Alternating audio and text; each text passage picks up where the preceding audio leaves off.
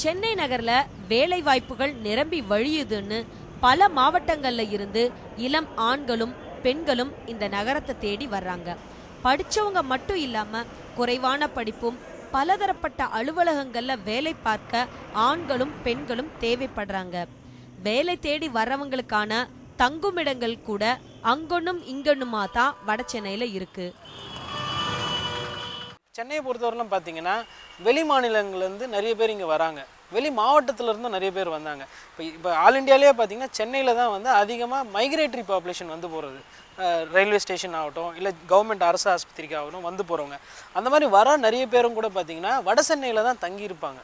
இது வந்துட்டு பழைய ஒரு பிரச்சனை. ஏன் தங்கியிருப்பாங்கன்னா அங்கே வாடகை கம்மி, உங்களுக்கு எல்லாமே அருகாமையில் இருக்கும், விலைவாசி கம்மி. ஸோ அது மாதிரி தங்கியிருந்தாங்க.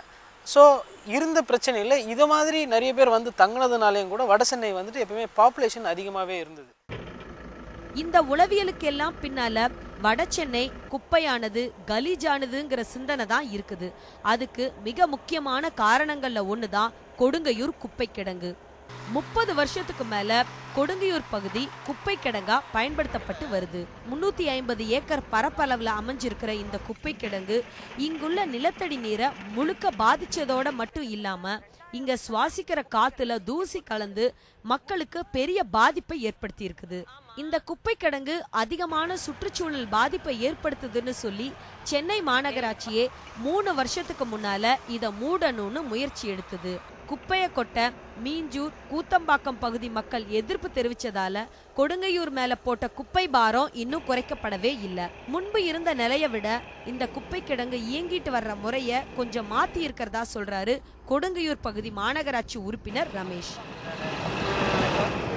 உள்ள பார்த்தே சுற்றி காம்பவுண்ட் சவர் கிட்டத்தட்ட ஒரு 10 அடிக்கு மேலே 12 அடிக்கு காம்பவுண்ட் சவர் உயர்த்தி வெளியே போகிற வாகன ஓட்டிகளுக்கும் வெளியே உள்ள மக்களுக்கும் எந்த ஒரு சிரமமும் இல்லாமல் எந்த ஒரு சுகாதார சீர்கேடு ஏற்படாத வண்ணம் பாதுகாக்க பொருட்டு இந்த பணிகளை நாங்கள் செஞ்சுக்கிறோம். இப்போ நாங்கள் உள்ள எல்லா குப்பையும் வந்து முன்பெல்லாம் பார்த்தீங்கன்னா லாரிங்க வந்து 100கணக்கில் ரோட்டில் நின்று டிராஃபிக் இடைஞ்சல் ஜாம் பண்ணுவாங்க. இப்போ வாகன ஓட்டிகளுக்கு இடைஞ்சலாக இருக்கும். இப்போ பார்த்தீங்கன்னா நீங்கள் வரசில் பார்த்துருப்பீங்க, எந்த ஒரு லாரியும் வந்தால் உடனே எடை போட்டு நேராக உள்ளே வந்து அதை கொட்டிட்டு வெளியே போகிறதுக்கு வழி வகை பண்ணிக்கிறோம். இந்தியாவோட தொழில் புரட்சி ஆரம்ப காலத்துல தொடங்கப்பட்ட தொழிற்சாலைகள் இங்க நிறைய இருக்குது. சுற்றுப்புற சூழல் தொடர்பான சட்டங்கள் வர்றதுக்கு முன்பே பெரிய தொழிற்கூடங்கள் தொடங்கப்பட்டதால வட சென்னை பகுதிகள் பலவும் மாசடைந்து இருக்குது. இங்கு பிணை எரிக்கிற அந்த வாடையை தான் மக்கள் வந்து காற்றா சுவாசிக்கிறாங்க.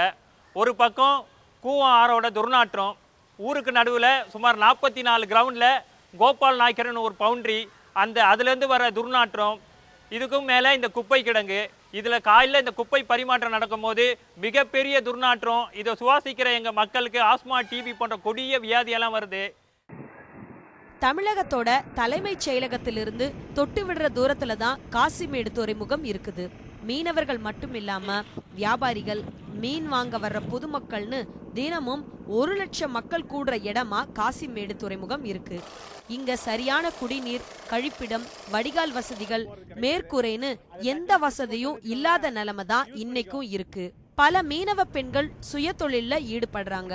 இவங்க யாருக்குமே குறைந்தபட்சம் அடிப்படை வசதிகள் இல்லாத நிலைமைய பத்தி ஆட்சியாளர்களோ அதிகாரிகளோ ஏன் யோசிக்கலன்னு தெரியல.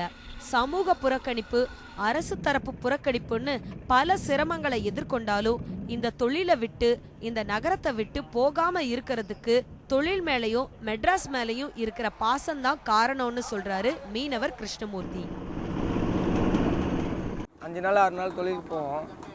விடியகாலம் 3 மணிக்கு வந்து, ஆனால் ஒரு 5 மணிக்கு தான் போட்டு எடுப்போம். அது வரைக்கும் இருக்கிற வளவரெல்லாம் சுத்தம் பண்ணிவிட்டு 5 மணிக்கு போவோம். 5 மணிக்கு போயிட்டு ஒரு வாரம் 5 நாள் 6 நாள் பொறுத்து திரும்ப கரைக்கு வருவோம். அது வரைக்கும் நாங்களே சமைச்சு நாங்களே சாப்பிட்டு நாங்களே இது பண்ணுறது தான். ஒரு ஐபிங்க இருக்குது, அது வந்து 2 மணிக்கு வருவாங்க, 2:30க்கெல்லாம் போட்டு எடுத்துவாங்க. 2:30க்கெல்லாம் எடுத்துகிட்டு அவங்க ஒரு மதியானம் ஒரு 1 மணி 1:30 மணிக்கெல்லாம் மதியானம் வந்து மீனுக்கு வந்துடுவாங்க. தமிழகத்தோட தலைநகர்ல இருக்கிற வட சென்னைக்கு பாராளுமன்றத்துல ஒரு இடம் இருக்கு. இந்த தொகுதி அதிக அளவுல தொழிற்சாலைகளையும் தொழிலாளர்களையும் கொண்டிருக்கு. இந்த தொகுதியோட பாராளுமன்ற உறுப்பினரா தேர்வு செய்யப்பட்ட பலரும் தொழிற்சங்கத்தோட தொடர்புடைய நபர்களா இருந்திருக்காங்க. ஆனாலும் கூட வடசென்னை பகுதி வளர்ச்சி பணிகள்லையும் சாலை, குடிநீர், சுகாதாரம் உள்ளிட்ட அடிப்படை வசதிகள்லையும் மிகவும் பின்தங்கிய நிலையிலேயே ஏன் காணப்படுது? பழமையானது மட்டும் இல்ல, உண்மையான சென்னை நகரங்கிறது இந்த வடசென்னை தான்.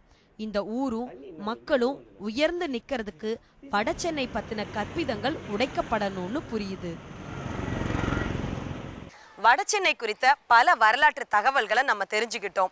இங்க இருக்கிற மக்களோட கதைகளையும் நம்ம கேட்டோம். வடசென்னையோட வளர்ச்சியில ஏற்பட்டிருக்கிற வெற்றிடத்தை நம்மளால புரிஞ்சுக்க முடிஞ்சது. தமிழகத்தோட பல அரசியல் மேடைகள்ல வட இந்தியா வாழ்கிறது, தெற்கு தேய்கிறது அப்படின்னு அரசியல் தலைவர்கள் சொல்றாங்க. ஏறக்குறைய அதே அணுகுமுறை சென்னையை பொறுத்த வரைக்கும் அமைஞ்சிருக்கிறத நம்மளால பார்க்க முடியுது.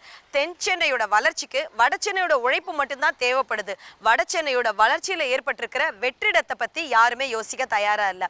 அதுக்கு காலங்காலமா இங்கிருந்த ஆட்சியாளரும் கண்டிப்பா பொறுப்பேற்றுக்கணும் அப்படின்றத நம்மளால புரிஞ்சுக்க முடிஞ்சது. இந்த வெற்றிடத்தை சரி செய்தால் மட்டும்தான் தான் ஒரு வடசென்னைக்காரன்னு ஒரு சென்னைவாசி பெருமைப்படுறதுக்கான தருணம் ஏற்படும்.